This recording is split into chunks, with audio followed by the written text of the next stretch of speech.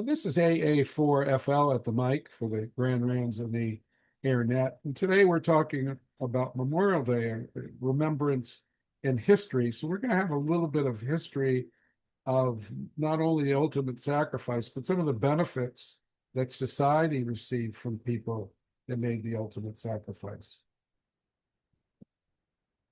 And in doing so, uh, we'll we'll have some slides. So the slides are available for those of you on 20 meters that I'm being prompted the discussion off of. They're current on our website, healthcarehams.org. So you can listen on 20 meters, you can discuss on 20 meters, but at the same time, please go ahead and check it out. And healthcarehams.org on the entry page, look at the right-hand column for the post section. This is AA4FL, moderator for today in Net Control. Memorial Day Remembrance and History, it's not a reflection of beliefs of our organization or our views when we talk about the medical aspects of this holiday. Health professionals do not work in a vacuum, and patients arrive from all backgrounds. So sometimes you hear information from them that surprises you, and the reality is complicated. Today is one of those situations. We always discuss this in a roundtable discussion. We're looking for your perception. Just because we come to a conclusion or find something on the internet, you may have a different take on it. Please don't hesitate in being involved. On Memorial Day, we remember and honor all those that served our country by making the ultimate sacrifice, the loss of life while in the military. And of course, that says while in the military. It doesn't necessarily say time of battle, and perhaps that was one of the original intents. But originally known as Decoration Day, it originated in the years following the Civil War and became an official federal holiday in 1971. Many Americans observe Memorial Day by visiting cemeteries or memorials, holding family gatherings, and participating in parades. And unofficially, it marks the beginning of the summer session. So, summer season. If you go to history.com and look for articles Memorial Day history, you can go ahead and activate that link and see more. So, okay, I'm a Keith. I'm going to mute you here. Memorial Day, when we remember and honor all those that served our country making the ultimate sacrifices, are evidence that ham radios perished in service? That's the big question. That's hard to find on the internet. In the context of the modern world, there are those that served in war against terrorism as well on the domestic front that lost their lives. Were there ham radio operators in that group? We have to define what we're looking for, and traditionally maybe we need to expand upon this. And before we look at this aspect, though, what are the historical foundations of the holiday? The Civil War, and you can find on history.com again, that Memorial Day history under articles. The Civil War, which ended in the spring of 1865, claimed more lives than any other conflict in U.S. history and required the establishment of the country's first national cemeteries. By the late 1860s, Americans in various towns and cities had begun holding springtime tributes to these countless fallen soldiers, decorating their graves with flowers and reciting prayers. So it's unclear where exactly the tradition originated, and numerous different communities may have independently initiated memorial gatherings. Some records show that one of the earliest Memorial Day commemorations was organized by a group of formerly enslaved people in Charleston, South Carolina, less than a month after the Confederacy surrendered in 1865. And we can discuss that a little bit later, but there's also a separate holiday in the South, for example. We talked about the opinions of others and having these discussions. Memorial Day, I wasn't aware that they had their own Southern Memorial Day. We discussed that, I believe, last year quite extensively, so you can look up the YouTube video. But nevertheless, in 1966, the federal government declared Waterloo, New York, the official birthplace of Memorial Day. Waterloo, which first celebrated on May 5th, 1866, was chosen because it hosted an annual community-wide event during which businesses closed and residents decorated the graves of soldiers with flowers and flags. So in that discussion about the South, perhaps the victors write the history. That's why you have to listen to both sides. Of course, we know what is the official holiday. Before I talk about other reasons for deaths in service to our country, those that have lost their lives, not only being from battlefield trauma, but other situations, can we get some additional check-ins on 20 meters? Make your call now at this time to Whiskey Bravo 5 Delta.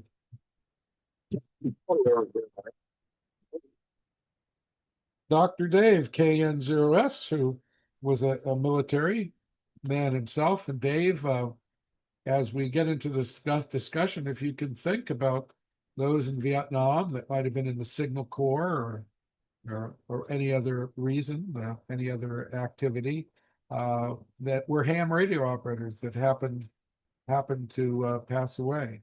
On Google, you can also look up the Signal Cove of Remembrance, and we can see what we find from there. This is Whiskey Bravo 5 Delta again. We're talking about Memorial Day here today. Sorry for the pause in the net there. But deaths in service to our country occur not only from battlefield trauma, but also from disease and other situations, non-combat situations. And there's one article that was of interest is from Cirillo, Two Phases of Death, Fatalities from Disease and Combat in America's Principal War, 1775 to present. And it was in PubMed, it's published. So if you want to try to look up that article from Cirillo, Cirillo, you can get that in detail. And we also have an audio stream of that in our Marco audio stream at marcoaudio.net. Look for the May 26, 2024 recording. And there's a chart within that article that shows all the different wars up through Iraq war, and shows the amount of deaths that occurred from disease and the amount of deaths that occurred from trauma. And earlier, prior to World War II, predominantly it was disease. So a lot of our veterans that passed away from diseases. And once medicine advanced, trauma became the issue. And of course, all these issues for the military were a concern. Obviously, you need your manpower, plus you care about every soldier. And the medical community worked to reduce those issues, both in disease and to treat trauma. There's a lot of modern medical advances that are dated back to the advances that were made from those in the service. Let's make sure we emphasize that here today. War is hell. Service to one country is a great personal sacrifice, whether during time of active war or between ones. This, program is a look at the history, this discussion today of the holiday, honoring those that served our country and made the ultimate sacrifice. But we also need to recognize that families of our servicemen and women made great sacrifices as well. And many civilians work hard to support the troops and protect their safety, including those that develop medical advancements that reduce mortality in war. Once mortality occurs, once somebody's lost their lives, it's the ones back in the home front that shoulder the ongoing burden of that loss. So it's a true family loss, not just for those that made the ultimate sacrifice in service. At this time, I'm going to pause for additional check-ins. This is AA4F Alpha Mike operating from Hawthorne, Florida. This is Whiskey Bravo 5 Delta medical amateur radio account for Grand Rounds of the Air, having a roundtable discussion on Memorial Day, and encourage all amateurs, you don't have to be a member of the medical amateur radio council, all members to check in. Make your call to Whiskey Bravo 5 Delta at this time to check in.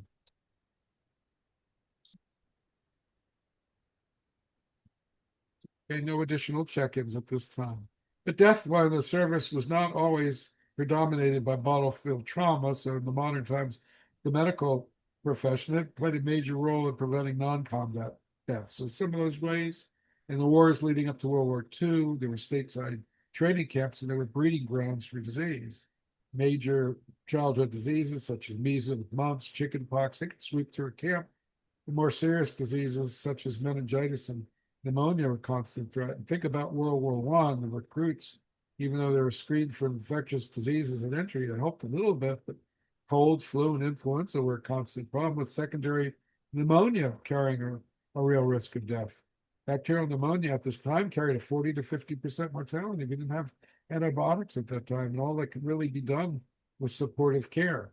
And then think about the troop ships that began crossing the Atlantic in 7 to 15 days. They're packed with troops in close quarters, especially when the influenza epidemic began on the way home from Europe. It proved nearly impossible to control disease outbreaks on ships. So Once they got on shore, were conditions any better? And units were taken to makeshift training camps scattered throughout southern and central France. They lived under conditions which are not much less crowded than troop ships. And with the new influenza, the Spanish flu that in 1918, when it appeared, proved to have a mortality rate in the 2 to 3% range. So if 1,000 soldiers contracted it, I mean, it's possible you could have 50 to 100 people would go on to pneumonia.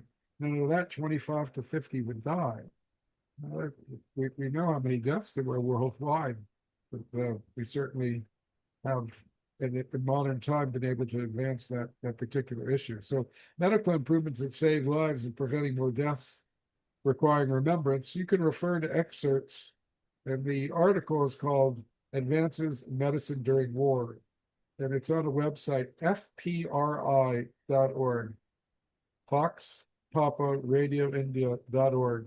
If you want to do a Google search for that article, the slides that are on our website, if you go to healthcarehams.org, do have active links, and you don't have to do a Google search if you're on 20 meters.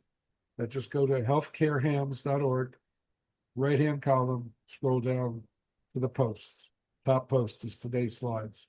We're using those as a prompt for the discussion. So World War II was not the first war to foster significant advances in medicine, not the last. It was necessitated out of the need due to circumstances that occurred during wartime in a concentrated way not seen during peace. So example, in World War II, we had severe multiple wounds leading to or expanding existing care through medical challenges that have yet to become common in civilian practice. And strangely, in World War I, we had the origins of development of chemotherapy for cancer treatment. The use of poison gases demonstrated that synthetic molecules killed normal cells. Eventually, it was determined that these molecules or other ones, if produced, they kill cancer cells more than normal cells, and if they did, that would benefit patients with cancer. The side effects related to these treatments exist, but specifically for malignant cell specificity for malignant cells has increased over the years, leading to chemotherapy. So in World War II, what are some of the major improvements leading up to World War II? And World War II, we talked about the flu and the lack of antibiotics. Well, we saw expanded treatment of infectious diseases. The use of antibiotics during wartime became a tool for saving lives, starting with sulfa drugs, was discovered in 1935.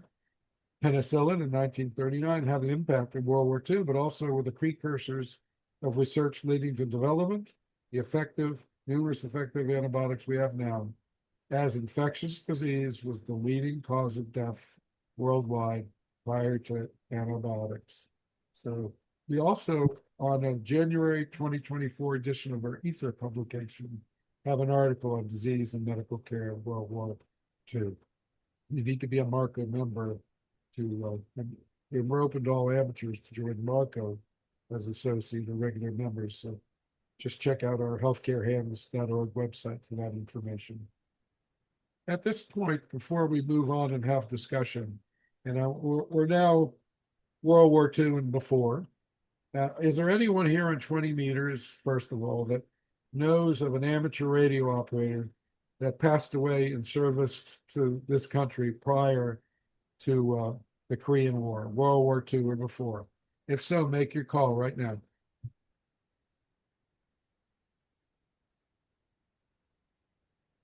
Is there anyone in Zoom that knows of anyone that served in the war before the World War II or previous wars that were an amateur radio operator that lost their lives in service, either during wartime or just while they were in the service? Make your call. Hey Jay, I don't know if can you hear me? Yeah, this is KN2M, I believe. But did you have some input here, Dave? Go ahead. Or was it Stuart? Who wanted to address the net about that subject? Hey Jay, this is Bob. Can you hear me? QSL Bob. We've got Bob K4RLC. They would like to offer some information. Go ahead, Bob. Well, yeah, I'm sorry, I've had microphone problems in the nets yesterday, but I sent you uh, a photograph from the British cemetery on Ocracoke Island, North Carolina. We were camping out there a couple of weeks ago, and there was a British ship that was torpedoed by a German submarine right off the coast of North Carolina, the HMT Bedfordshire. And this photograph I send you has a list of all the crew, and on here are three guys that's listed as telegraphists, not telegraphers, because back then it was all Morse code. So I don't know if these guys were ham radio operators, but I know in World War II there was a huge need for Morse code operators because they really didn't have a lot of voice, and they loved to get hams recruited. And there were a lot of really good research of major academic centers, Harvard, Columbia, NYU, on how to best identify and train people to be military telegraphers. But anyway, this is the HMT. It was a trawler, a British Navy trawler, helping the Americans off the coast of North Carolina, and there were a lot of U-boats, and there were merchant marine ships being sunk. But anyway, there were three guys here, telegraphists, and I don't know if they were ham radio guys or not, but ham radio guys were really needed and recruited for World War II. And then back, even we go back for just telegraphers, the Civil War had a wired telegraphy and not wireless. And then the Germans in World War I did a lot of very good academic research on how to identify and train people to be telegraphers. So back to you, sir. That is K4 RLC, AA4 Alpha Whiskey Bravo 5 Delta at the mic. Thank you very much for that input, Bob. And Bob, we're recording this, make a Zoom video out of it, and it looks like we're undercounted. That information just isn't getting out there as to who passed away, if they were ham radio operators. That's something I haven't been able to find on the internet. Wouldn't it be wonderful if we could write an article for QST and share this video and ask all amateurs to research the subject or tell what they know? It really would be of great value to the hobby and a real honor to those that lost their lives to know who were ham radio operators, because Bob mentioned specifically, and Bob also, those that were doing radio operations in the field, they had to be a target. You had a radio. We'll talk a little bit about that today. Yeah, shooting. I'm a Vietnam era veteran, but I was in the North Atlantic in the Navy on a destroyer escort. But the saying back then was in country, and some of you guys may have been in country. First, shoot the radio man. Well, and we'll talk about some of that. There was K4RLC, AA4FL for ID. Thank you, Bob. I'm in. Okay, we have a comment from N5RTF. I'm going to turn the microphone over to Chick. Yeah, to echo that, I remember Harry, WB9 EBT, saying that it was accepted naval strategy at the beginning of any battle that the first round went through the Radio Shack. Thank you, Chip. N5RTF. Do we have any comments on 20 meters about that? Please make the call to Whiskey Bravo 5 Delta. Anyone else on Zoom that would like to comment? Comment. Jay? Yeah, okay, go ahead, Stuart, WA9ZP. I'll turn the mic over to you. I want to remind folks that during both World War I and World War II, there was a moratorium on the issuance of new amateur radio licenses. So a lot of military telegraphists that may have wished to get a license couldn't do it till after the war was over. And it might be easier just to include all military telegraph operators in our activities, our postings, due to their inability to get amateur licenses. Okay, thank you. It's a very good point, WA9ZPL. Stuart, would you research that and see if there's listings of individuals that passed away while they were in the Signal Corps? There's a Facebook group um, uh, at U.S. Army Fort Hatchua. If you Google Cove of Remembrance, um, um, or you Google Signal Cove of Remembrance, it will take you to the relevant Facebook group. We don't need to reinvent the wheel. QSL. And of course, if we would get on that group, we can ask who knows if they have ham radio licenses too. So, but I certainly a QST article would also allow others to think in that along the lines of what you just mentioned, Stu. Don't have to reinvent the wheel, but I think we can certainly enlighten the public through amateur radio of the sacrifices that were made by those in the Signal Corps, as Stuart just mentioned, without having to delineate whether they were amateur radio operators or not. Thank you for that input. Any comments? One more idea. Okay, hang on. Let's turn it back to WA9ZPL. Please identify and proceed.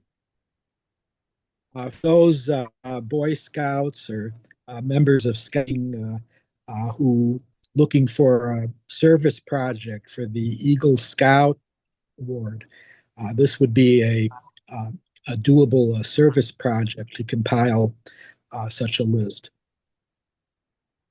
Thank you for that suggestion. WA9ZPL at the mic. So it's AA4FL at the mic for Whiskey Bravo 5 Delta. For those of you who are at 20 meters, this is the Grand Rounds on the Net for ID purposes. We're operating out of Hawthorne, Florida today. Whiskey Bravo 5 Delta is our flight call. The net control today is AA4FL, Alpha 4 Fox Lima, out of Hawthorne in Florida, north central Florida, actually 100 miles north of Orlando. And we are having a Zoom simulcast along with our 20-meter transmission. If you would like to see the slides that form the basis for our talking points, go to the healthcarehams.org website. It's the 3 words, healthcarehams, all is one word, .org. And look at the entry page. You'll be able to bring up the slides that are the background discussion points and all the active links for the websites that we're talking about. At this time, we certainly would encourage anyone on 20 meters to participate by checking in. You don't have to be a member of Marco. Please go ahead and make your call to Whiskey Bravo 5 Delta. Hotel Tango. Alpha Delta 9 Hotel Tango. Thank you for checking in. We appreciate that. And if you have something to offer in the discussion, your take on what we've been talking about, please go ahead at this time. Hi, Roger. Thanks for the welcome. I've been sitting here listening and just wanted to say that I'm enjoying the content and appreciate the awareness on the upcoming holiday. Make no mistake, it's not all about cookouts and Memorial Day parties and furniture sales. Big sacrifice, and a lot of people don't really understand or appreciate Memorial Day. That day is set aside for those that died in the uniform. Veterans Day is set aside for those that still wear the uniform. And just wanted to say that I got a special place in my heart for veterans. My father served Vietnam, made it back home. My son is currently on active duty. So I have a special place for veterans, and I wish the country gave them the respect and gratitude that a lot of men and women sacrificed. All gave some, but some gave all. So just wanted to wave a hand. Said I wanted to say I appreciate the content and the awareness. Alpha Delta Niner, Hotel Tango. And listening. Well, thank you for those wonderful comments that certainly need to be made and should be made and are very appropriate. We do remember everyone that served and appreciate everyone on Veterans Day that actually survived their time in the service. And as we talk more, if we expand upon the different ways that people served and the implications of war, and some of the unexpected ways that war changed society for millions of servicemen and civilians. We think about the two bombs that brought World War II to conclusion, but the healing of society from that trauma, took decades. The trauma of that, as well as the trauma of the war, and serious ongoing philosophical issues exist. So, from a practical standpoint, many of our current global events eliminate emanate, from World War and the subsequent realignment of allies and foes and the effects on their societies. The world is strange. My grandfather fought in the Argonne Meuse battle, and if you look on his medal and look at the allies, Japan was an ally. Russia was an ally. Uh, so it's interesting how things change in life. But the implications of nuclear war and the ethics of the use of weapons at Hiroshima and Nagasaki have been thoroughly discussed and still being debated. But yet, there's been a proliferation of nuclear weapon development, something that's in the media every day here. Current discussions, current events. So, can we rely on nuclear deterrence to ward off ensured total destruction? But there's one other aspect that doesn't really get talked about when it comes to Japan very much, and you probably have family members that would appreciate it. And by the way, 89HT, thank you very much for the service of your father and your son. Much appreciated here. And culturally, and we were just up by Wright-Patterson Air Force Base. There's certainly around servicemen there when we were at Hamvention. But the atomic bomb in Japan, did it really change culture in such a way? And are we really aware, because it becomes part of American culture, actually, science fiction culture? Because on March 1st, 1954, the US conducted its largest hydrogen bomb test near the Bikini Atoll in the Marshall Islands. And an unexpected blast of 15 megatons occurred, 1,000 times stronger than the Hiroshima bomb, and they weren't expecting it to be that large, and it affected Australia, India, Japan with widespread radioactive fallout. But the big issue for those in proximity and the prevailing winds, unfortunately, the locals in some areas of the Marshall Islands, but there was a Japanese fishing boat called the Fortunate Dragon about 150 kilometers away from the blast and was gravely affected. At least one crew member died due to direct exposure. And the U.S.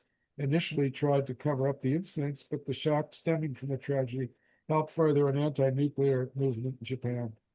But, this is one of our allies, Japan.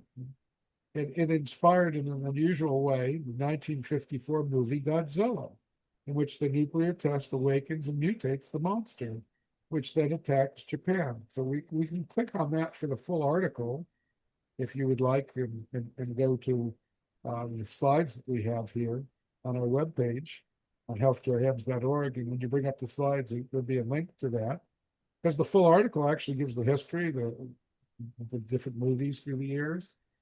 But of course, it talks about Hiroshima and some of the problems from the radiological issues on the day of as well.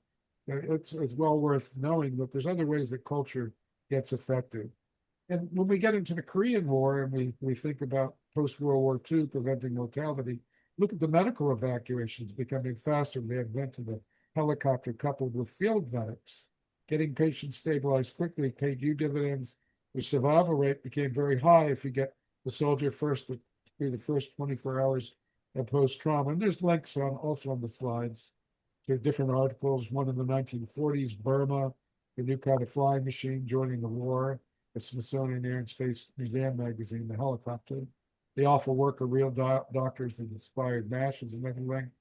And Dave, who's here with us today, KN0S, led the grand rounds on the air on December 10th, 2023. And we have an audio link in this discussion on medical care during the Korean and Vietnam Wars.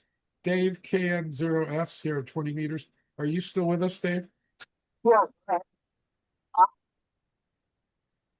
Dave, would you like to talk a little bit about the helicopter and your experiences and in the service during Vietnam? Go ahead. Yeah, just in Vietnam, with the helicopter, of course, was used to expedite the transfer of patients from the field, so that within that first hour post-trauma, they could actually end up in a mass unit.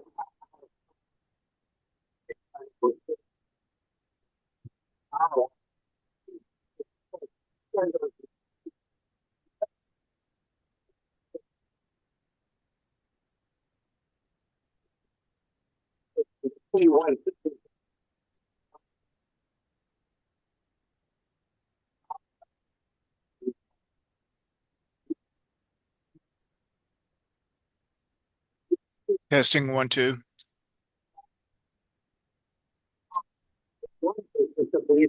The ones that had abdominal injuries or had injuries from incendiary or transported really quickly.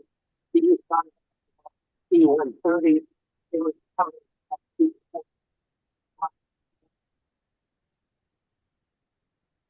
flying to Seattle, and then we ultimately got them either down at Brooke or up in Cincinnati, where I was in. We got those people. Interestingly enough, hydration, of course, in the burn is extremely important. And so what they would do is put the IV bag into the patient above, and the way to force the IV into the guy below him. The top guys, usually the less injured, the sicker they were also the form of the death and take care of them. Flies didn't move back to the United States. So I was really amazed. You also get to see the we also took care of a lot of shrapnel injuries. Up until 2019,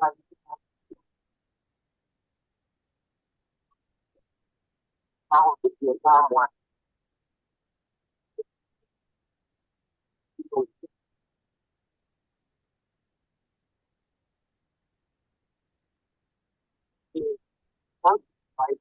Go off and he was on a bicycle riding in camp, and he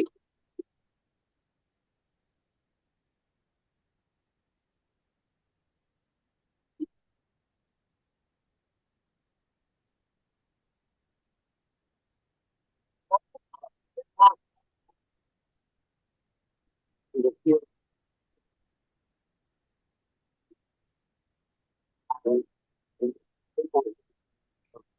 That's one of the main things that we learned from the Vietnam War into the next war, and that was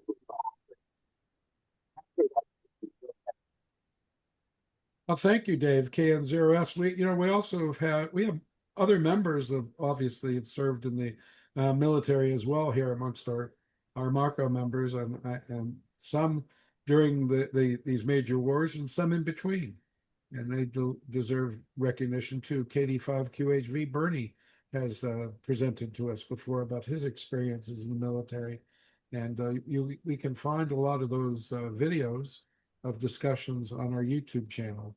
So if you go to the YouTube channel and look for Health Care Hams, and I think there you might have to do the healthcare is one word and hams as a separate, or just go to our website and click on the link to the Healthcare Hams YouTube channel and look through the different videos, and you'll certainly be able to find videos that were specifically about for Veterans Day and Memorial Day that discuss these as type of topics. And for ID purposes, this is Whiskey Bravo 5 Delta, the Medical Amateur Radio Council's grand rounds on the internet every week. Healthcare Hams are also known as.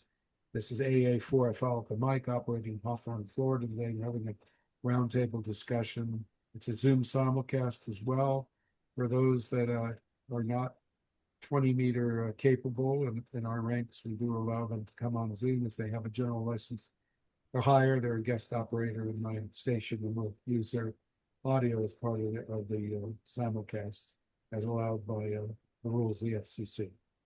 And we appreciate everybody that's here today on 20 meters and on Zoom. We had an additional check-in here. We have John with us, W9 NET. Thank you, John, for joining us. John also joined us at Hamvention here this recently. And we had a nice showing, block of 11 rooms at Hamvention. Everyone had an enjoyable time seeing what's going on in amateur radio. So we're a product of experience in the context of our views of Memorial Day, carries the loss with it, and the immediate generations that precede us. Our parents, grandparents, uncles, aunts have lost their lives in the service, and the history of the holiday is more intricate than it originated due to different times in the country now, and it's much healed and changed. The first century of the USA was not as unified, and vastly different views and culture existed. A country born but not yet matured. So as we discuss the history of the holiday, let's take a look back to the 50s and early 60s. There was a time when our citizens still had living relatives who lost members of their families during the Civil War. And these years extended with marriage practices, both Civil War and the South. In this context in mind, in a country not had yet migrations to the warmer southern climates, before it was the official national holiday in 1971, there were also other celebrations of remembrance and recognize that sacrifice prevents change. And ironically, the wars of the 20th century led to great change to society. Service members countrywide served united in purpose, and death in the ranks of the armed forces duty certainly did not discriminate. So where you came from or how you looked at once in the battlefield or transit to was a common risk, and we're all a different country now as a result. We do have one of our members here with us. Perhaps, Chip, you've talked about it in a lot of extent before. But if you would tell us a little bit about when you were a child on Memorial Day in the Deep South, before we really started to have a lot of the Northerners move into the South, what your experiences were what was Memorial Day to you and your family. I'm going to turn the mic over to N5 RTF and we'll unmute Chip there.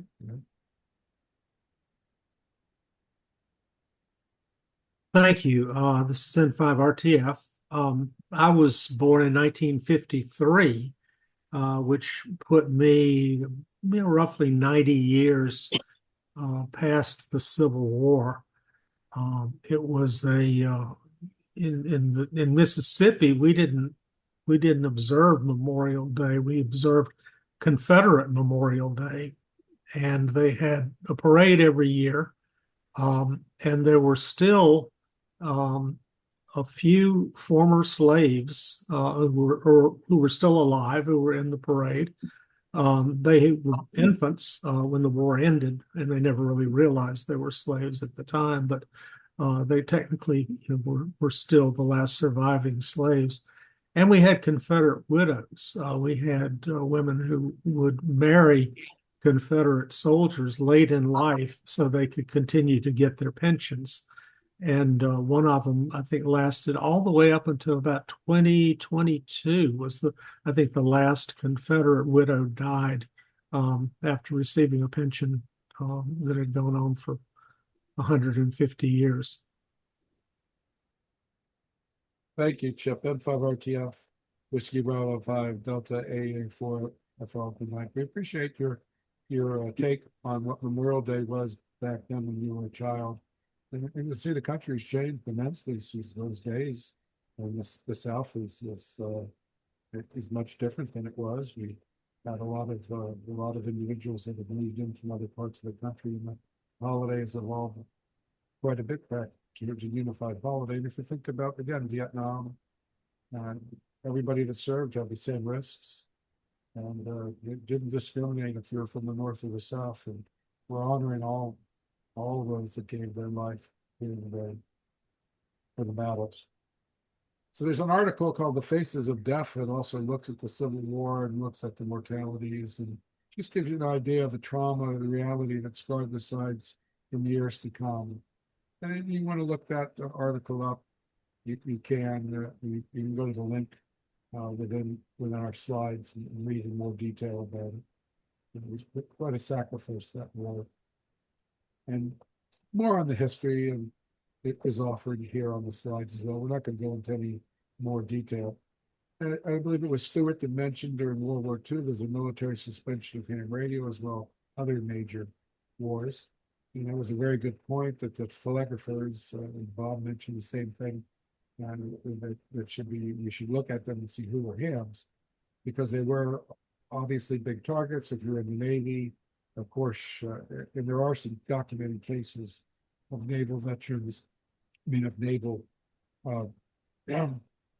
service servicemen that perished in service to the country that were telegraphers. And then, of course, if you're in the battlefield and Bob sent and for JL Michael sent a little note to us reminding us that they would often look for the radio antennas, and that would be the first mortar. And we'll talk a little bit more about the field operations in the battlefield and the lists there. So amateur radio operators often served in military emergency roles during conflicts. In times of war, many hands have been called to duty, and some have died in service.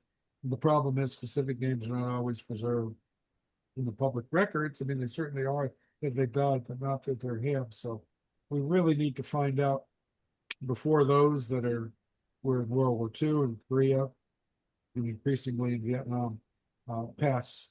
We need to get the word out and start creating a database of amateur radio operators that passed away when the service, whether they were during time of war or in between. Perhaps we can get an article in QST and ask for that very important topic to be discussed. Jay, Yes. I just this is N3IM Keith. I just shared a link to an article or to a PDF that was in an article that was in QST that talks about amateur radio during World War II. And in the article it says, unfortunately, many hams never returned and were listed in honor roll fashion in the Gold Stars column of QST. And then they list a few examples like Lieutenant J.G. Ralph Hollis, W4AFC, a communications officer on the USS Arizona, Rocco Tora, W1FYT, died from wounds received while performing duties on a merchant marine ship, etc. So I just found that and thought it would be interesting for people if they want to look at the article. It's a PDF. So anyway, back to you. Okay, thank you. That article that you shared, did you share that to me by email or? Oh, I see it now. So we just need to find out, for those of you that want to Google it, the name of the article was Radio History, Amateur Radio, before and during World War II by the name of Dan Davis. The article's amateur radio in World War II and the impact each had on the other. Was this the one that was by Dan Davis, WB8LUX? Yes. Okay, so if you're searching on Google, look for that article.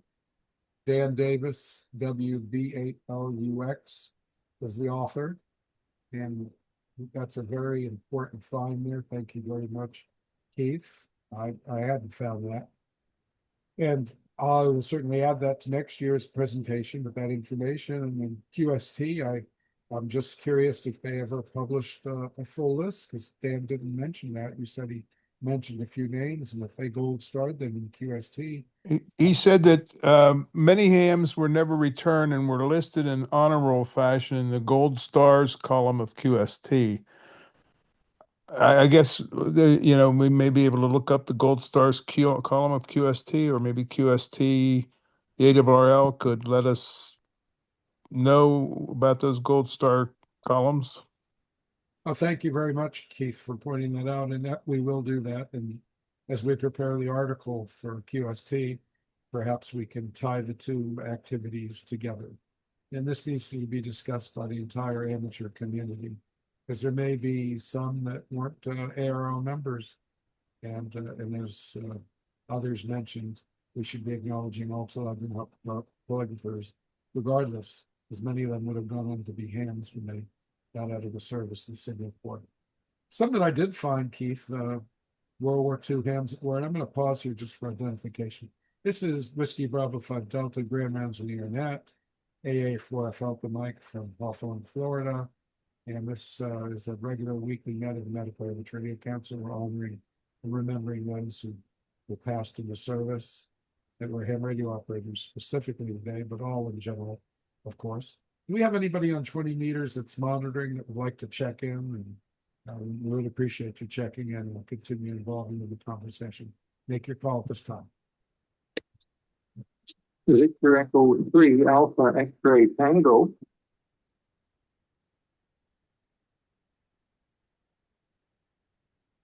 Okay, we have Victor Echo 3,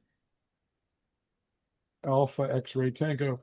Yeah, please tell us your name and where you're located, and a little bit about any comments that you might have. This is AA4 Falcon Mike. Roger, I just want to make sure I got your call. Alpha 4, is it Fox Mike?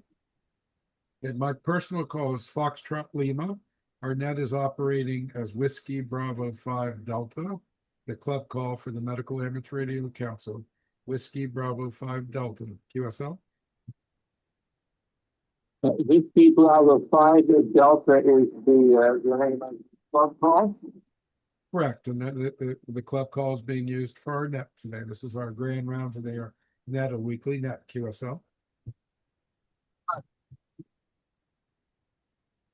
Okay, you're fading out a little bit here. I'm going to continue with some other. Is there anybody else on 20 meters that would like to check in?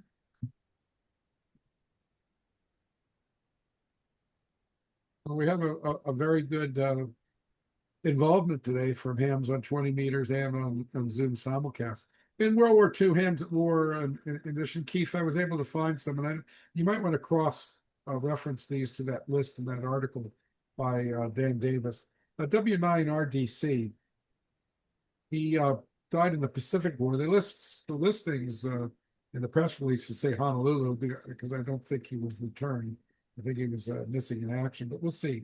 Let's read the details. Edward Harmon Nightenhelzer, born May 21st, 1924, died May 11th, 1945, age 21. And he was killed in action in the Pacific War Zone, according to a message received by the parents from the War Department. No date of death. This must have been from the newspaper. No date of death for the young man was given. No particulars were mentioned except the message said he was off serving an aircraft carrier. He was buried at sea. He was an aviation radio technician. So we have to acknowledge also that we have aviation radio technicians that were not telegraphers that were also serving. He was on the USNR Bunker Hill ship, survived by his parents and his brother. And he was employed in Dayton, Ohio, of all places. And that's where Baker's Corner community is. He was in the service for 3 years. He came home on a furlough last summer after serving 18 months in the South Pacific and was sent back to the same territory following expiration of his homestay. He was single and lived with his parents. So that's sad. And that was specifically his call sign we mentioned in the release. The release from the military a little bit more. He was from Arcadia, Indiana. He was a ranked petty officer first class. The narrative was researched and written by the National Purple Heart Hall of Honor staff. The date of the incident, 1st May 11th, 1945. Excuse me, it seemed to be associated with the Battle of Okinawa. The Bunker Hill had launched a strike against the Japanese airfield. The Ryukyu Islands, part of the Okinawa campaign, when the ship was attacked by Japanese kamikaze aircraft. 2 planes succeeded in dropping bombs and crashing into the Bunker Hill, causing intense explosions and fires on the ship. The attack killed 393 officers, men, and wounded 264. He was among those killed in action and buried at sea. His name is listed at Courts of the Missing at the Honolulu Memorial, located in the National Memorial Cemetery of the Pacific in Honolulu, Hawaii. And there's a photograph associated with it on our slide that we did in the research of him rattling the bug before losing on the man, as well as a sample of this blank QSL card somebody posted. So the research was done and acknowledged he was a hand radio operator.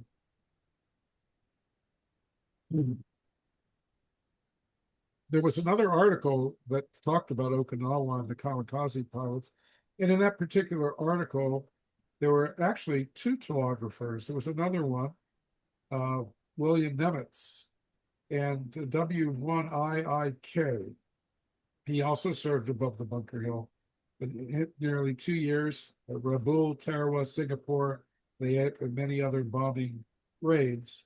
He joined the crew shortly before the Iwo Jima landing. So there's a second ham that was associated with that same battle of the individuals of 393 lives that were lost on that ship. At least 2 were hams. and that those are recognized and available in the public venue. What we don't know is all the hams that were lost during times of war and even during times of peace, because you're still in the military. And that's where we really need to get into QST. I'm sure QST gold starred individuals, as Keith mentioned in the article and research by Dan Davis. There probably was an emphasis on those in battle, but we're remembering all those that perished in the military. And, you're ready for war at any time. The military goes on continuously with risks. And I'm sure there are those that were ham radio operators that passed away. We need to find out. What about William S. Nemitz? So it looks like if it's the same date, a petty officer first class Nemitz was declared a casualty in World War II. He's remembered by the people of Connecticut, example. And he came up as an aviation radio technician first class. And I believe somewhere there might have been a call sign associated with Nimitz. Now, he's not Nimitz. It's not the admiral's name. This is someone that was serving also. It must be in the same battle. So that's an example of another aviation radio technician here, because there were probably many radio technicians, and there may have been more for the airplanes that they were for the telegraphy. We have to remember them as well. That showed up in Purple Heart American. He had a Purple Heart American Campaign Medal and World War II Victory Medal. And what about other aspects of war? I mean, in the modern world, don't we have some different risks if you're in the military? And if we look online and we find those that perished in the military, or certainly serving at the Pentagon on September 11th, there was at least one member who had previously been a helicopter pilot, William R. Ruth, and he had been a middle school teacher. I have some photographs. He received a Purple Heart for that service. I'm not sure if the Purple Heart was for the Pentagon or not, but he was born in 1943, died in 2001, and there are photographs of him as a teacher as well online. William R. Ruth. His call sign, there was a posting, he was lost at the Pentagon. I'll read this. His call was K8LWQ W3HRD. He was born and raised in Alliance, Ohio, attended the Alliance school system, interested in flying and sciences at an early age, and became a Marine pilot in the Vietnam War, flying medevac helicopters. And he ferried the wounded and dead out of the conflict. After Vietnam, he resided in Mount Airy, Maryland, obtained his master's in teaching social studies for many years. Duty called again in 1990 in the Persian Gulf. He flew for the Army National Guard, again at the helm of a chopper. And in the morning of September 11th, 2001, he was at the Pentagon. He had sent his brother David an email from work that morning. But 2 hours later, 125 service members, including Bill, plus 59 persons on board the American Airlines Flight 77 lost their lives by a deliberate crash on the west side of the Pentagon. He was commissioned for a year, the year prior to November, and served in the office of Chief of Army Reserves at the Pentagon. And when he lived in Mount Airy, he obtained the call W3HRD. His teaching was his passion. 31 years in the Maryland system. Gracious reader and caring mentor. The Ruths have a proud military connection. His sole surviving son Sean, was also serving overseas at the time of this particular article. Now, as we extend past the Pentagon, there's others that wear uniforms. So where do we blur this nowadays? If there's terrorism, is that a war against terrorism? Should we now, in the modern context, be considering those that have worn the uniforms of police and fire during times of active terrorism or war on terrorism? We had a Lieutenant Robert Diminick Siri who was lost in the World Trade Center. He was killed in the terrorist attacks while attempting to rescue the victims trapped in the World Trade Center. He was a Port Authority Police Academy instructor. He responded to the scene from Jersey City, New Jersey. He and four other officers were attempting to carry a woman to safety when the North Tower collapsed. He served with the Port Authority of New York and the New Jersey Police Department for 15 years. He was Jersey City, and he survived by his wife, 6 children, stepchildren, and his parents. That gives you a little bit of a take, and maybe we should be thinking, that there's others in the war of terrorism, and certainly people get called in for everyday life that are on the reserves, and they're often ham radio operators in real life. We need to find out who else has been lost in any of these activities between wars, during wars, war against terrorism, activation in the National Guard. There's got to be more amateur radio operators out there that have perished. We need to put the word out in the amateur community and find that information out. So his call sign was KA2OTD, being the silent key, and he had devoted his life to public safety, as we just mentioned. He was also a member of the board of directors of the Jersey Coastal Amateur Emergency Services. He was district emergency coordinator in Aries and Races radio officer. And we talked about how he was live. They actually named the club after him in New Jersey. Let me pause one again for ID. Whiskey Bravo 5 Delta, AA4 FL for Mike, Grand Mountain Net. We will be finishing up here soon and give you a day to reflect. You're gonna do what? The memorial. I'm going to turn the mic over now to. Is there anyone on 20 meters that would like to make a comment, to do a late check and make your call to Whiskey Bravo 5 Delta?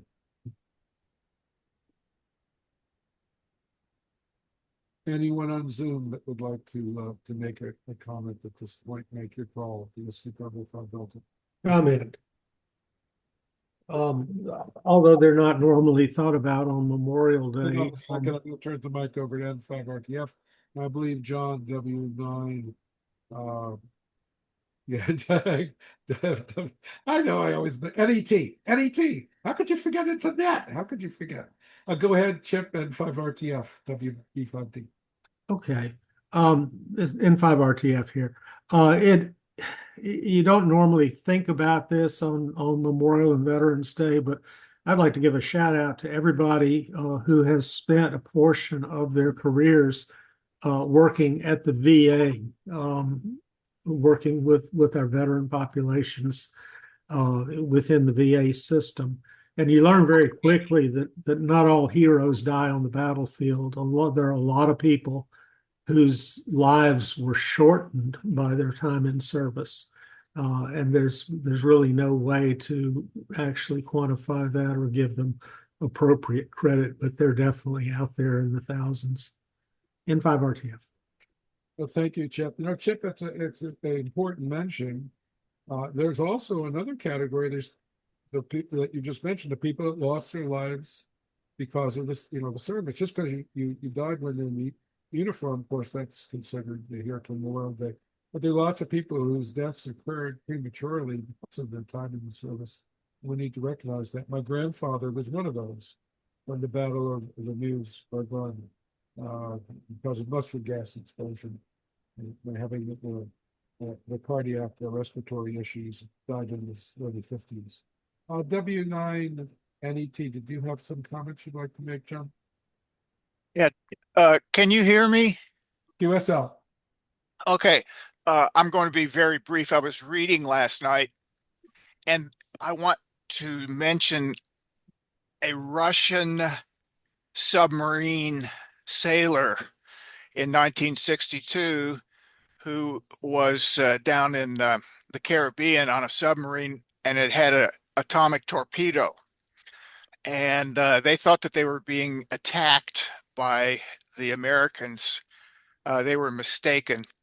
But at any rate, they had to have unanimous agreement by three of the major people on the submarine. And Valery Arkhipov was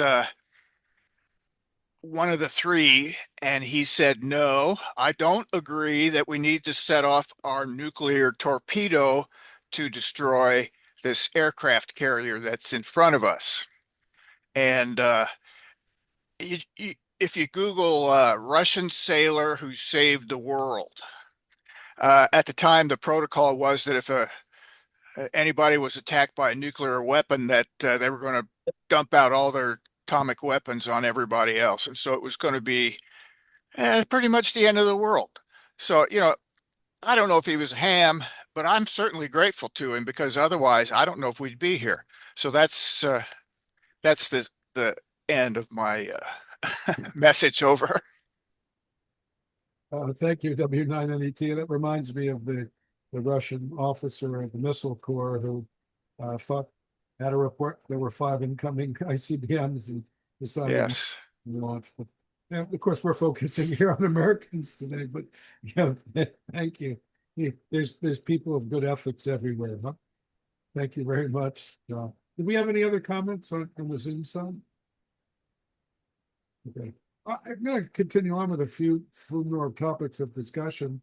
And there were other individuals that lost their lives in the 9/11 attacks. So, there were hams. They may have not been in uniform. But again, this was a terrorist. Channel 130. Hang on a second. Let's mute everybody in the background here. There's no complete public list of ham radio operators who died in U.S. wars, and several notable cases are documented, including those in the 9/11 attacks and domestic terrorist events, often remembered alongside wartime tragedies. And we've mentioned one that was in uniform. We've actually mentioned 2 in uniform, one from the World Trade Center and one from the Pentagon. But we also had Steve Jacobson, M2SJ, was a transmitter engineer for WPIX TV on the 110th floor of the World Trade Center. Bill Steckman, WA2ACW 56, the broadcast transmission engineer for WNBC TV on the 104th floor of the World Trade Center. Rod Capola, KA2KET, a broadcast engineer for WNET TV on the 110th floor. Wilson Grant, KA2DRF, a Blue Cross and Blue Shield specialist at the World Trade Center. Bob Curry, KA2OTB, that we mentioned, the Port Authority officer. Michael Jacobs, AA1GO, corporate accountant at the World Trade Center. And Bill Ruth, W3HRD.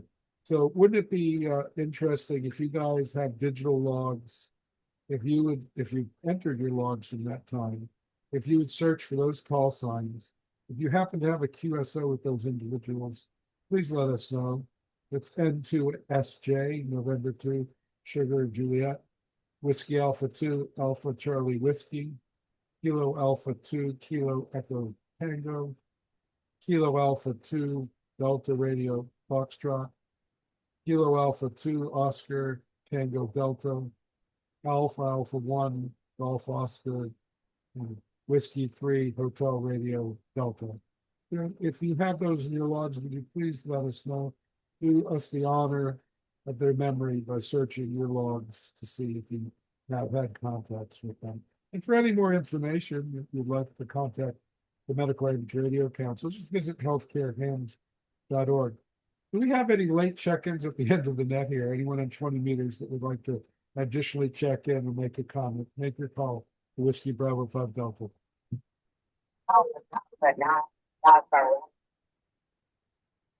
Alpha 9 Delta Romeo, thank you for being here with us today. Would you please tell us your name and a little bit about yourself and any comments that you have?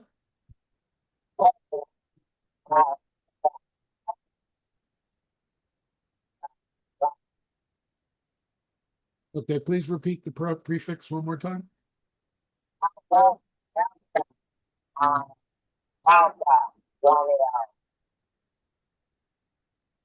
Okay, it's Alpha Delta 9. Is it Alpha Romeo or Delta Radio? Delta Radio. Got it, QSL. Alpha Delta 9, Delta Radio. That's the reason why I don't like to get on 20 meters phone for contests. So I can relate the calls with the best of them. Thank you for being here. Would you like to tell us a little bit about yourself? Go ahead. So November, India, Sierra. Located in North Central Illinois, India, Lima. Okay, well, thank you, Dennis. I hope you've been monitoring for a while. And if you missed part of this, we'll be making a Zoom video to post. And certainly you can look at the slides on healthcarehands.org, healthcarehands.org, and all of the slides from the discussion points are there. QSL. QSL, Legislature Radio today, the board today, so I'm here by myself. I'm a writer and why my voice may sound a little funny. QSL, well, thank you for checking in. And by the way, if being a survival of a medical problem, a survivor of a medical problem, you know, we are a group of medical ham radio operators on our net. We do talk about a lot of medical subjects, but we have a YouTube channel, and it's if you would like to go to our website, healthcarehands.org, the word healthcarehands, all is one word.org, you'll find a link to the YouTube channel, and we have many discussions on different medical topics. QSL. QSL, QSL, for the world, I believe. That's the paralyzed in the left side. Okay, QSL, we understand, and we hope that you have all the help that you need, both medically and family, when you have physical limitations like that. Thank you for checking in. Do we have another station that wanted to check in? Well, thank you for being here with us today. We do appreciate that. And for all those in the general public listening on our YouTube channel, we also appreciate your listening, and please check out our other videos that were made. And we hope you'll come back in the future and listen. Our website, healthcarehands.org, we list our upcoming topics as well. So please join us on 20 meters, or if you're limited to, if you're a ham radio operator, if you're not, look at the YouTube channel, because we do post those discussions. And have a make sure to honor those on Memorial Day tomorrow as well. If you're listening in the future, we hope you did your part as well. And wishing everybody the best of health, because after all, we owe that in part to those that made that ultimate sacrifice. Thank you.